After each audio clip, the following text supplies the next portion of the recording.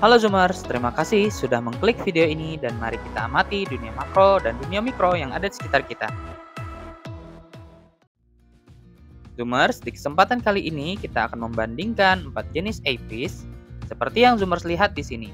Yang pertama, kita memiliki lensa eyepiece 12,5 mm yang kalian dapatkan jika membeli teleskop tipe Land and Sky. Baik itu tipe f76700, f360-50, atau yang sejenis dengan itu. Berikutnya adalah eyepiece, lensa bawaan dari teleskop Celestron. Kalau yang ini dari teleskop refraktor saya yang tipe PowerSeeker 80 EK dengan ukuran 10 mm. Selanjutnya tipe Asperix 10 mm. Ciri khas dari tipe ini adalah ada garis emasnya tanpa wadah penutup, hanya ditutup di cover dan bagian atas dan bawahnya saja. Terakhir ada eyepiece Celestron Omniplossal 12 mm. Ciri khas dari eyepiece ini adalah garis perak yang melingkari eyepiece-nya. Sama seperti Asperix, dia tidak memiliki penutup, tapi hanya ada cover bagian atas dan bawah eyepiece-nya. Di sini, saya membandingkan eyepiece yang diameternya 10 mm, 12 mm, dan 12,5 mm untuk setiap jenisnya. Pengennya sih satu ukuran, yaitu 10 mm. Tapi untuk jenis Plossal dan Land and Sky, ukurannya 12 dan 12,5 mm. Tapi paling tidak, nanti perbesaran yang dihasilkan tidak terlalu jauh. Jika teleskop yang saya gunakan adalah tipe yang satu jenis, yaitu tipe Celestron PowerSeeker 80 EK. Maka perbesaran masing-masingnya, yaitu Asperix dan original Celestron mendapatkan 90 kali perbesaran, eyepiece Plossal mendapatkan 75 kali perbesaran, dan Land and Sky yaitu 72 kali perbesaran. Sebelum kita membandingkan, ada baiknya Zoomers memahami apa itu field of view atau FOV dan beberapa jenis susunan lensa di dalam eyepiece yang menjadi poin utama dalam video perbandingan kali ini.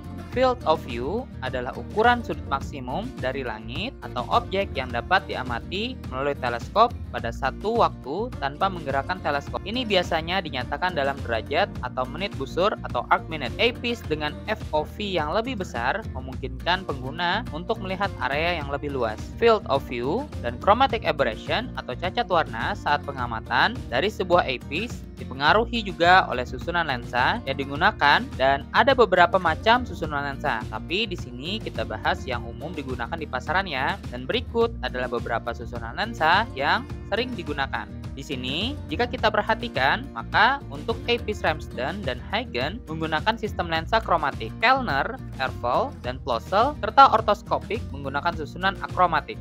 Pertama, kita akan lihat dulu eyepiece dari teleskop Land and Sky dengan ukuran 12,5 mm. Eyepiece ini berbahan plastik dan aluminium. Letak lensanya berada di bagian plastik eyepiece bagian atas. Diameter eyepiece ini kurang dari 12,5 mm. Untuk melihat susunan lensanya, kita harus memutar pengunci di bagian ini dan kita harus berhati-hati jika bisa menghindari bagian dalam dari permukaan eyepiece karena jika tersentuh oleh tangan dan tertempel minyak atau air dari jari kita, maka akan susah dibersihkannya.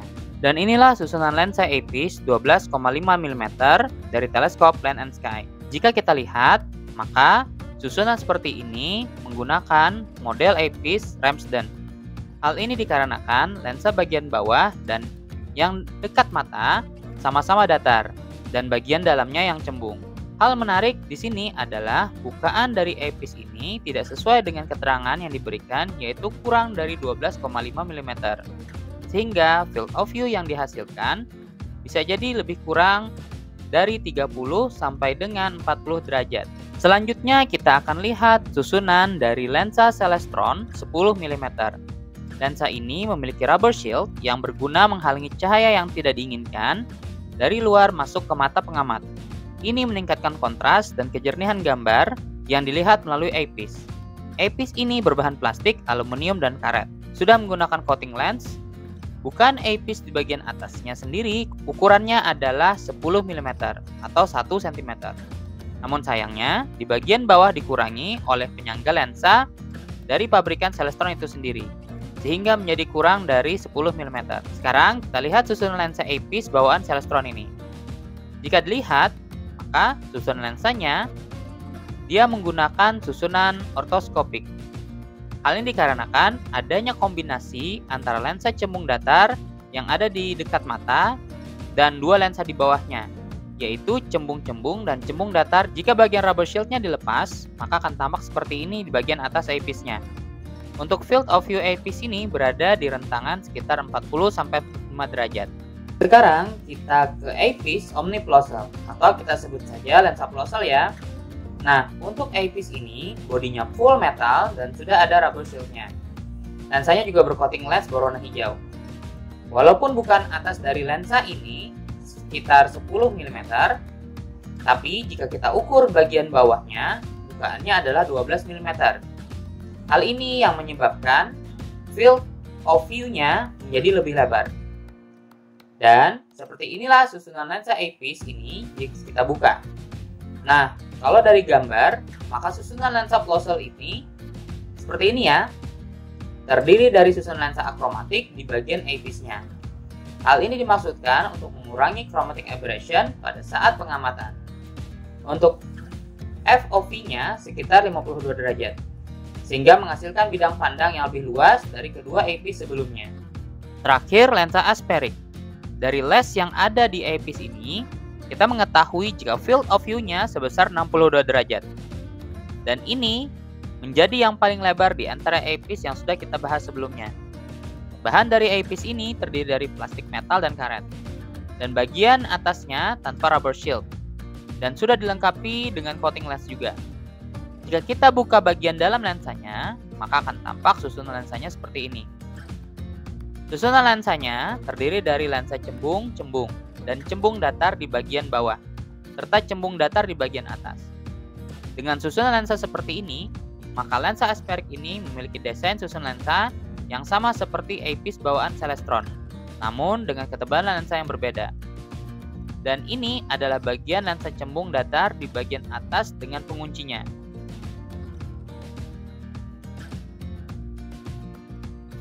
Di video kali ini juga akan kita bandingkan hasil penggunaan keempat eyepiece ini. Nah, zoomer bisa lihat perbedaannya di antara keempatnya. Kita gunakan untuk mengamati objek yang di darat maupun di langit. Kalau objek yang di darat, kita gunakan tower ya, yang berjarak kurang lebih 3 km dari tempat saya. Sedangkan untuk objek langitnya, kita gunakan bulan. Kebetulan bulan sedang dalam fase bulan sabit per tanggal 9 Juli 2024.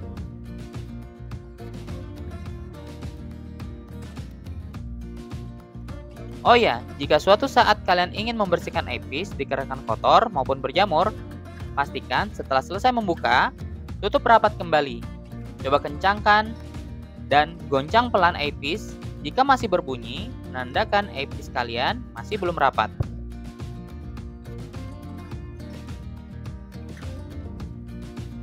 Eyepiece 12,5 mm ini terlalu kecil untuk diameter eyepiece teleskop Celestron PowerSeeker 80 EKI.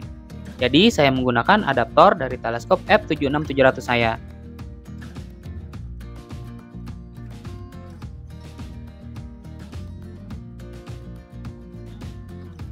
Zoomer bisa lihat di sini bidang pandang yang terbatas dan di pinggiran area pandangnya ada warna palsu atau warna-warna bias. Kalau zoomer lebih teliti, ada lengkungan bayangan di pinggir lensa yang mengakibatkan bayangannya sedikit bias. Namun di bagian tengahnya tidak ada. Tapi untuk lensa ini, cahaya di bagian tengahnya terlalu kontras sehingga menyilaukan. Kita lanjutkan ke eyepiece original Celestron 10 mm. Luas bidang pandangnya lebih lebar, namun masih ada bias di pinggirannya. Kontrasnya pun tidak sekuat tadi.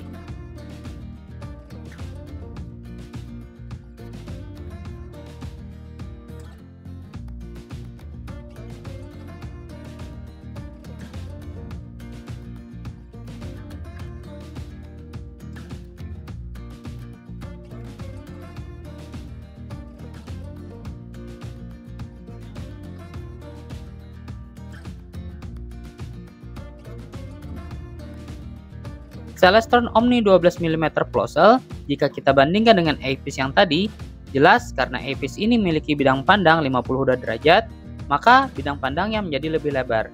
Dan warna-warna bias sekitar bidang pandang juga terminimalisir.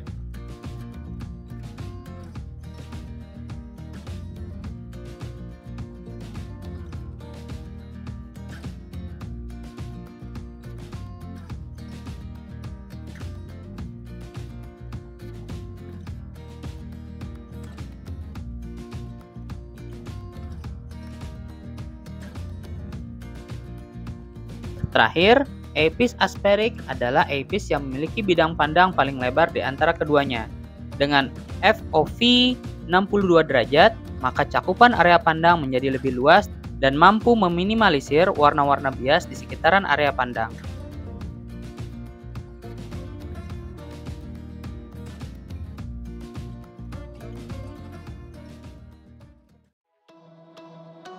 Jika kita lihat secara bersamaan, seperti inilah perbandingan keempat eyes.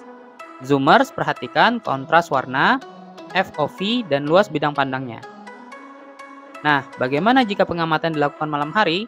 Tenang saja, di sini sudah saya buat perbandingannya dengan objek pengamatan bulan sabit di tanggal 9 Juli 2024.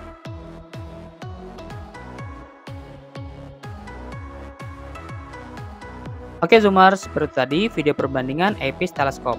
Semoga bisa menambah wawasan dan referensi Zoomers semua ketika milih Apis yang baik untuk pengamatan, sehingga bisa memberikan kenyamanan dan hasil pengamatan yang baik. Tolong bantu dukung channel ini dengan cara like, komen, subscribe, dan share agar kami semangat untuk membuat konten-konten edukasi mengenai dunia makro dan dunia mikro yang ada di sekitar kita. Dan aktifkan notifikasinya supaya kalian bisa mendapatkan info video terbaru dari channel ini. Terima kasih sudah menonton dan stay observing.